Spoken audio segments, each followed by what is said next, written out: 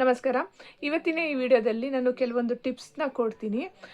ಕೆಲವರು ಮೈಂಡಲ್ಲಿ ತುಂಬನೇ ಯೋಚನೆ, ಯೋಚನೆ, ಯೋಚನೆ ಅಲ್ಲಿ ಒಂದು ಚಿಕ್ಕದಾಗಿರ್ತಕ್ಕಂಥ 1% ಇದ್ದರೆ ಅದನ್ನ 10% ಅಷ್ಟು ಯೋಚನೆ ಮಾಡಿ, ಮಾಡಿ, ಮಾಡಿ ಅವರಿಗೇನೆ ಮಾನಸಿಕ ಸ್ಥಿತಿ ಸರಿ ಇರಬಾರ್ದು.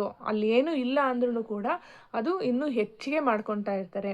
ಮತ್ತು ಮದ್ದಿಡಿನೇ ಬಿದ್ದಿರಲಿ, ಬ್ಲ್ಯಾಕ್ ಮ್ಯಾಜಿಕ್ಕೇ ಮಾಡಿರಲಿ, ಒಬ್ಬರ ಹತ್ರ ಜಗಳ ಆಡಿ ಮನಸ್ಥಿತಿ ಸರಿ ಇಲ್ಲ ಅಂತ ಅನ್ನುವಂಥ ಸಮಯದಲ್ಲೂ ಕೂಡ ಅಷ್ಟೇ ನಾವು ಧನಾತ್ಮಕ ಭಾವನೆಗಳು, ಧನಾತ್ಮಕ ಶಕ್ತಿಯನ್ನು ಅಟ್ರ್ಯಾಕ್ಟ್ ಮಾಡಬೇಕಾಗುತ್ತೆ. ಅದಕ್ಕೆ ಕೆಲವೊಂದು ಟಿಪ್ಸ್ ಕೊಡ್ತೀನಿ. ಈಗ ಸುಮಾರು ಕ್ಲೈಂಟ್ಸ್ ಎಲ್ಲರೂ ಕೂಡ ಅಷ್ಟೇ. ಈಗ ಕೆಲವರೆಲ್ಲ ಹೆಂಗೆ ಅಂದರೆ, ನಾನು ಈಗ ಮೆಡಿಷನ್ ಕೊಟ್ಟಿದ್ರೂ ಕೂಡ ಕೆಲವೊಂದು ಟಿಪ್ಸ್ಗಳನ್ನ ಹೇಳಿದ್ರೂ ಕೂಡ ಅವರಿಗೆ ಫಾಲೋನೂ ಕೂಡ ಮಾಡೋದಕ್ಕೆ ಆಗ್ತಾ ಇರೋದಿಲ್ಲ. ಇದೇನಪ್ಪ ಇದು ಹಿಂಗೆ ಹೇಳ್ತಿದ್ದಾರೆ, ಮತ್ತು ಇದು ತಗೊಂಡ್ರೆ ಸರಿ ಹೋಗುತ್ತಾ ಇಲ್ಲೋ, ಈ ಥರ ತುಂಬ ಅನುಮಾನ ಇಟ್ಕೊಂಡು ತೊಗೊಳ್ತಾ ಇರ್ತಾರೆ. ಆ ಥರ ಅನುಮಾನ ಇಟ್ಕೊಂಡು ತೊಗೋಬಾರ್ದು. ಅಲ್ಲಿ ಅರ್ಧಂಬರ್ಧ ಹುಷಾರಾಗ್ತೀರ ಅಷ್ಟೇ. ಪೂರ್ಣವಾಗಿರ್ತಕ್ಕಂಥ ನಂಬಿಕೆ ನಿಮ್ಮ ಮೇಲೆ ಇರಬೇಕು ಮೇನು. ಹೌದು, ನಾನು ಇದನ್ನು ತಗೊಳ್ತಾ ಇದ್ದೀನಿ, ನನ್ನ ಬಾಡಿ ಸ್ಪಂದಿಸುತ್ತೆ, ಅದು ಎಂಥದ್ದೇ ಏನೇ ನೆಗೆಟಿವ್ ಇರಲಿ, ಅದು ಏನೇ ಒಂದು ಸಮಸ್ಯೆ ಇದ್ದರೂ ಟಕಾಟಕ್ ಫಟಾಫಟ್ ಅಂತೇಳಿ ಬಗೆಹರಿಯುತ್ತೆ ಅಂತೇಳಿ ನೀವು ಮೈಂಡಲ್ಲಿ ಅದನ್ನು ತುಂಬ್ತಾ ಹೋಗಬೇಕು. ನಮ್ಮ ಮನಸ್ಸಿಗೆ ನಾವೇ ಓನರ್ ಆಗಿರಬೇಕು. ಬೇರೆಯವ್ರ ಕಂಟ್ರೋಲಿಗೆ ನಾವು ಕೊಡಬಾರ್ದು. ತುಂಬ ಜನ ಬೇರೆಯವ್ರ ಕಂಟ್ರೋಲಿಗೆ ನಮ್ಮ ಮನಸ್ಸನ್ನು ಕೊಟ್ಟಿರ್ತೀವಿ. ಅವ್ರೇನಂತಾರೋ, ಇವ್ರೇನಂತಾರೋ, ಹಿಂಗಂದ್ರೇನು, ಹಂಗಂದ್ರೇನು, ಆ ಥರ ಆದ್ರೇನು ಅಂದರೆ ಇದೆಲ್ಲ ಮೊದಲಿಂದನೂ ಕೂಡ ಅಷ್ಟೇ ನಾವು ಬೆಳೆದು ಬಂದಂಥ ವಾತಾವರಣದಿಂದ ತುಂಬಿಕೊಂಡು ಬಂದಿರ್ತೀವಿ. ಸೊ ಹಾಗಾಗಿ ಬಾಡಿನೂ ಕೂಡ ಅಷ್ಟೇ ಅದೇ ಪ್ರಕಾರವಾಗಿ ಸ್ಪಂದಿಸ್ತಾ ಇರುತ್ತೆ. ನಮ್ಮ ಮನಸ್ಸು ಯಾವಾಗ ಸರಿ ಹೋಗ್ತಾ ಹೋಗುತ್ತೋ ಆಗ ನಮ್ಮ ದೇಹನೂ ಕೂಡ ಅಷ್ಟೇ ಸರಿ ಹೋಗ್ತಾ ಹೋಗುತ್ತೆ. ಮತ್ತು ನೋಡಿ, ಇವಾಗ ನೀವು ಮೆಡಿಷನ್ನು ತೊಗೋಬೇಕಾದ್ರೆ ನೀವು ಒಂದು ನೀರನ್ನೇ ತೊಗೊಂಡ್ರೂ ಕೂಡ ಅಷ್ಟೇ, ನೀವು ನೀರು ಕುಡಿಬೇಕಾದ್ರೂ ಕೂಡ ಅಷ್ಟೇ, ಈ ನೀರಿನಿಂದ ಒಳ್ಳೆಯ ಎನರ್ಜಿಯನ್ನು ಸ್ವೀಕಾರ ಮಾಡ್ತಿದ್ದೀನಿ ಅಂತೇಳಿ ಕುಡಿಯೋದ್ರಿಂದನೂ ಕೂಡ ಅಷ್ಟೇ ನಿಮ್ಮ ಮನಸ್ಥಿತಿ ಏನಾಗುತ್ತೆ, ಓ ಇದು ಒಳ್ಳೆ ನೀರು, ಇದನ್ನು ಕುಡಿದ್ರೆ ನನ್ನ ದೇಹ ಸ್ಪಂದಿಸುತ್ತೆ, ಆರೋಗ್ಯ ಚೆನ್ನಾಗಾಗುತ್ತೆ, ಸಮೃದ್ಧಿ ಆಗುತ್ತೆ, ಈ ಥರದ ಒಂದು ಯೋಚನೆ ಮಾಡ್ತಾ ಮಾಡ್ತಾ ದೇಹನೂ ಸ್ಪಂದಿಸುತ್ತೆ ಮತ್ತು ನಮ್ಮ ಎನರ್ಜಿನೂ ಕೂಡ ಸ್ಪಂದಿಸ್ತಾ ಹೋಗುತ್ತೆ. ಈ ಥರದ ಯೋಚನೆಗಳನ್ನ ನಾವು ಮಾಡ್ತಾ ಹೋಗಬೇಕಾಗುತ್ತೆ. ಈಗ ಧನಾತ್ಮಕ ಶಕ್ತಿಗಳನ್ನ ಹೇಗೆ ಅದನ್ನು ಅಟ್ರ್ಯಾಕ್ಟ್ ಮಾಡಬೇಕಪ್ಪ ಅಂತ ಅಂದರೆ, ಇವಾಗ ನೋಡಿ, ಇದು ಆಗುತ್ತೋ ಇಲ್ಲೋ ಅಂತ ಡ್ಯುಯಲ್ ಮೈಂಡೆಡ್ ಇರಬಾರ್ದು. ಆಗುತ್ತೆ ಅಂದರೆ ಇದು ಇಂಥ ಕೆಲಸ ಆಗುತ್ತೆ ಅಂತೇಳಿ ನಮ್ಮ ಮನಸ್ಸನ್ನು ನಾವು ಫಸ್ಟ್ ಆಫ್ ಆಲು ಟ್ರೈನಪ್ನ ಮಾಡಬೇಕಾಗುತ್ತೆ. ಆಗುತ್ತೆ ಅನ್ನೋದಕ್ಕೆ ಆಗುತ್ತೆ. ಈಗ ಯಾರೋ ಒಬ್ಬರು ಈಗ ಸೈಟು ಖರೀದಿ ಮಾಡೋದಕ್ಕೆ ಅಂತ ಹೋಗ್ತಾರೆ.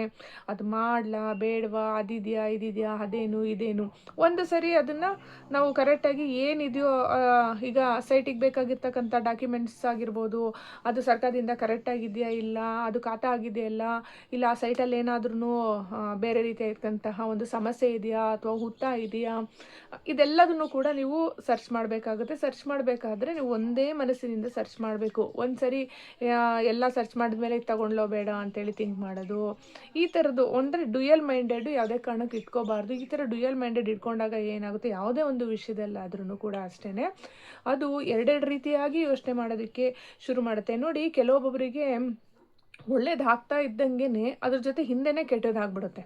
ಯಾಕೆ? ಮೊದಲಿಂದನೂ ಕೂಡ ಈ ಥರ ಡ್ಯುಯಲ್ ಮೈಂಡೆಡ್ ಇಟ್ಕೊಂಡು ಯೋಚನೆ ಮಾಡಿರ್ತೀರ. ಅಲ್ಲಿ ನೀವು ಒಳ್ಳೆಯದನ್ನು ತುಂಬ್ತಿರ್ತೀರ, ಕೆಟ್ಟದನ್ನು ಕೂಡ ತುಂಬ್ತಾ ಇರ್ತೀರ. ಅಲ್ಲಿ ಕೆಟ್ಟದ್ದಿದ್ರೂ ಕೂಡ ಕೆಟ್ಟದ್ರೊಳಗಡೆನ ಒಳ್ಳೆಯದನ್ನು ಹುಡ್ಕೋದಕ್ಕೆ ಹೋಗಬೇಕು. ಮತ್ತು ಧನಾತ್ಮಕ ಶಕ್ತಿನೆಲ್ಲ ನಾವು ಹೆಚ್ಚಿಸ್ಕೊಳ್ತಾ ಹೋಗಬೇಕು. ಸಕಾರಾತ್ಮಕ ಶಕ್ತಿನ ಹೆಚ್ಚಿಸ್ಕೊತ ಹೋಗೋದು, ಒಳ್ಳೊಳ್ಳೆ ಪಾಸಿಟಿವ್ ಮಾತುಗಳನ್ನೆಲ್ಲ ಹಾಡ್ತಾ ಹೋಗುವಂಥದ್ದು. ಇವಾಗ ಫುಡ್ಡು ತಿನ್ನಬೇಕಾದ್ರೂ ಕೂಡ ಅಷ್ಟೇ, ಅಯ್ಯೋ ನನಗೆ ಅದು ಫುಡ್ಡು ಇಷ್ಟ ಆಗಲ್ಲ, ಇದಿಷ್ಟ ಆಗಲ್ಲ, ಆ ಥರ ಮನಸ್ಸಿಗೆ ತುಂಬಾರ್ದು. ಅದನ್ನು ಈಗ ನಾವು ಫುಡ್ ತೊಗೊಳ್ತಾ ಇರ್ತೀವಲ್ಲ, ಓಕೆ ಈ ಫುಡ್ಡು ನನ್ನ ದೇಹದ ಆರೋಗ್ಯವನ್ನು ಹೆಚ್ಚಿಸುತ್ತೆ, ನನಗೆ ಈ ಫುಡ್ಡು ಇಷ್ಟ ಆಗಿದೆ, ಈ ಥರ ಭಾವನೆಯನ್ನು ತುಂಬ್ತಾ ಹೋಗಿ ನಿಮಗೆ ಇಷ್ಟ ಇಲ್ಲದೆ ಇರೋ ಫುಡ್ಡನ್ನು ಕೂಡ ಅಷ್ಟೇ ಅಲ್ಲಿ ಒಂದು ಒಳ್ಳೆ ರೀತಿಯಾಗಿರ್ತಕ್ಕಂಥ ಪ್ರಕೃತಿಯಿಂದ ಎನರ್ಜಿ ಬಂದು ತುಂಬಿ ಅದನ್ನು ನಾವು ಸೇವನೆ ಮಾಡ್ತಾ ಮಾಡ್ತಾ ಏನಾಗುತ್ತೆ, ನಮಗೆ ಅದು ಸ್ಪಂದಿಸೋದಕ್ಕೆ ಶುರು ಮಾಡುತ್ತೆ. ಯಾವುದೇ ಒಂದಾಗಲಿ, ಈಗ ಒಂದು ಮಗುನೂ ಕೂಡ ಅಷ್ಟೇ, ನಾವು ಚಿಕ್ಕ ವಯಸ್ಸಿಂದ ಹೇಗೆ ನಾವು ಟ್ರೈನಪ್ ಮಾಡ್ತೀವೋ ಅದೇ ಥರನೇ ಆ ಮಗುನೂ ಕಲಿತಾ ಹೋಗುತ್ತಾ. ಈಗ ನಾವು ರೆಡಿ ಆಗೋದಂತೆ, ಈಗ ಲಿಪ್ಸ್ಟಿಕ್ ಹಚ್ಕೊಳ್ಳೋದಂತೆ, ನಾವು ಫುಡ್ಡು ತಿನ್ನೋದಂತೆ. ಈಗ ನೋಡಿ, ನಾನು ಹಪ್ಳ ಏನಾದ್ರು ಇಟ್ಕೊಂಡಿದ್ರೆ ಅನ್ನ ಸಾಂಬಾರು ಕಲಿಸಿದಾಗ ಹಪ್ಳನೂ ಮಿಕ್ಸ್ ಮಾಡಿಕೊಂಡು ತಿಂತೀನಿ. ಇದನ್ನು ನೋಡಿಕೊಂಡು ನಮ್ಮ ಪಾಪನೂ ಕಲ್ತ್ಕೊಂಡಿದ್ದಾಳೆ. ಹಾಗೆ ಈಗ ನಾವು ಏನು ಆಕ್ಟಿವಿಟೀಸ್ ಮಾಡ್ತೀವೋ ಅದನ್ನು ನೋಡಿ ಕಲಿಯುತ್ತೆ, ಮತ್ತು ಕೇಳಿನೂ ಕೂಡ ಕಲಿಯುತ್ತೆ. ಹಾಗೆ ನಮ್ಮ ಮನಸ್ಸಿಗೂ ಕೂಡ ಅಷ್ಟೇ, ನಾವು ಏನು ಟ್ರೈನ್ ಅಪ್ ಮಾಡ್ತೀವೋ ಅದೇ ಪ್ರಕಾರ ನಡೆಯುತ್ತೆ. ನಾವು ಚಿಕ್ಕ ವಯಸ್ಸಿಂದ ಮಕ್ಕಳನ್ನ ಹೆಂಗೆ ಬೆಳೆಸಿರ್ತೀವೋ ಅದು ಅದೇ ಥರನೇ ಬೆಳೀತಾ ಹೋಗುತ್ತಾ. ಇವಾಗ ವಾತಾವರಣದಲ್ಲೂ ಕೂಡ ನೋಡ್ಕೊಳ್ಳುತ್ತೆ, ಅಬ್ಸರ್ವ್ ಮಾಡುತ್ತೆ. ಓ ಏನಿದು ಹಿಂಗೆ ಮಾಡಿದ್ರೆ ಹಂಗೆ. ಈಗ ಯಾರೋ ಒಬ್ರು ಜಗಳ ಮಾಡ್ತಾರೆ, ಅದೇ ಥರನೇ ಜಗಳ ಆಡೋದು. ಸುಮಾರು ಜನ ಮಕ್ಕಳನ್ನೆಲ್ಲ ನೋಡಿದ್ರೆ ಇಷ್ಟಿಷ್ಟು ಇರ್ತವೆ, ಎಂತೆಂಥ ಮಾತುಗಳೆಲ್ಲ ಆಡ್ತಾ ಇರ್ತಾರೆ. ಅಂದರೆ ಅವ್ರು ಬೆಳೆದು ಬಂದಿರತಕ್ಕಂಥ ವಾತಾವರಣ ಆ ಥರ ಇರುತ್ತೆ. ಮತ್ತಿನ್ನೂ ತುಂಬ ಅಂದರೆ ಹೆವೀ ಸ್ಟ್ರಿಕ್ಟಾಗಿ ಬೆಳೆಸ್ತಾ ಇರ್ತಾರೆ ಮಕ್ಕಳನ್ನ.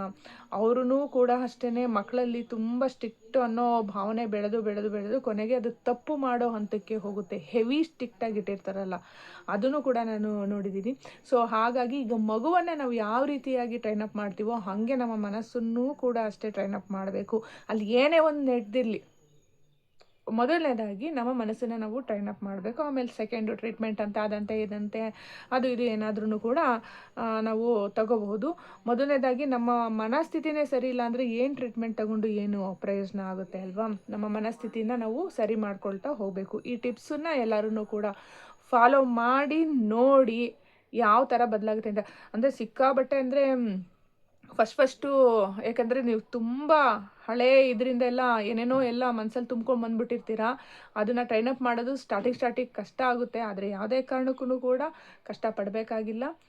ನಿಧಾನವಾಗಿಯೇ, ಅಕಸ್ಮಾತ್ ಮನಸ್ಸು ಆ ಕಡೆ ಈ ಕಡೆ ಅಂತೇಳ್ಬಿಟ್ಟು ಹೋದ್ರೂ ಪರವಾಗಿಲ್ಲ. ಈಗ ಧ್ಯಾನ ಮಾಡೋರಿಗೆ ಎಷ್ಟೋ ಸರಿ ನೆಗೆಟಿವ್ ಥಾಟ್ಸೇ ಬರೋದು. ಸುಮ್ಮನೆ ಅದ್ರ ಪಾಡಿಗೆ ಅದು ಹೋಗ್ತಾ ಇದೆ ಬರ್ತಾ ಇದೆ ಅಂತ ಹೇಳ್ಬಿಟ್ಟು ಸುಮ್ಮನೆ ನೋಡ್ತಾ ಇರಬೇಕು, ಕೈ ಬಿಡಬೇಕು, ಮತ್ತೆ ಉಸಿರಾಟದ ಕಡೆ ಗಮನ ವಹಿಸಬೇಕು.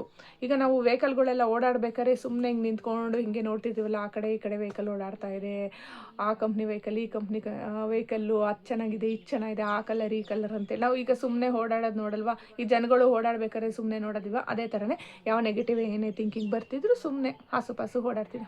ಓ ಬರ್ತಿದ್ಯಾ, ಇದು ಮಾಮೂಲಿ ಬರ್ತಾ ಇದೆ ಬಿಡು ಅಂತ ಹೇಳ್ಕೊಂಡು ಅದನ್ನ ನೆಗ್ಲೆಕ್ಟ್ ಮಾಡ್ತಾ ಇರಬೇಕು. ಹೀಗೆ ನೋಡೋಣ ನೆಕ್ಸ್ಟು ವಿಡಿಯೋದಲ್ಲಿ ಇದು ಟ್ರೈನ್ ಅಪ್ ಮಾಡೋದು ಯಾವ ಥರ ಅಂತೇಳಿ ಇನ್ನೂ ಕೆಲವೊಂದು ಪಾಯಿಂಟ್ಗಳನ್ನ ಹೇಳ್ಕೊಡ್ತೀನಿ, ಅದೇ ಪ್ರಕಾರ ಮಾಡಿ. Thank you.